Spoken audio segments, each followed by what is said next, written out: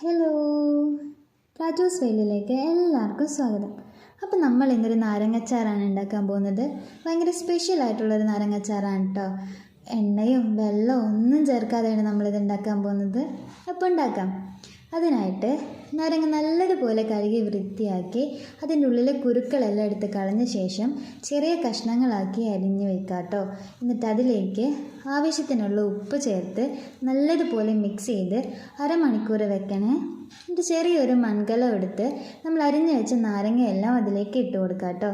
എന്നിട്ട് അതിലേക്ക് 1/4 സ്പൂൺ മഞ്ഞൾപ്പൊടിയും എരിവിന് ആവശ്യമായിട്ടുള്ള മുളക് പൊടിയും ചേർത്ത് കൊടുക്കുക. നമ്മളിവിടെ 3 സ്പൂൺ ചേർത്തിട്ടുണ്ട്.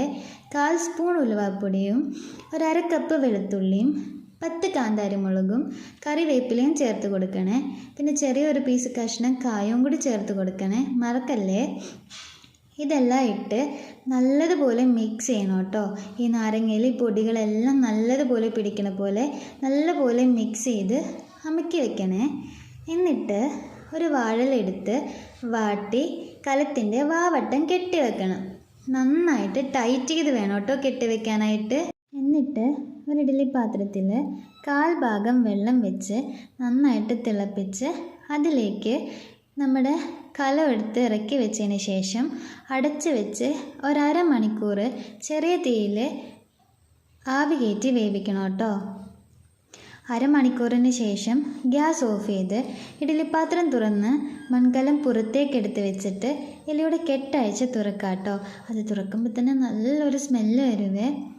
അതിനുശേഷം നല്ലപോലെ മിക്സ് ചെയ്ത് ചൂടാറിയ ശേഷം കഴിക്കാവുന്നതാണ്. അന്നേരം തന്നെ കഴിക്കാൻ പറ്റിയൊരു അച്ചാറാണിത്. എണ്ണയും വെള്ളവും ഒന്നും ചേർക്കാത്തതുകൊണ്ട് എല്ലാവർക്കും കഴിക്കുക.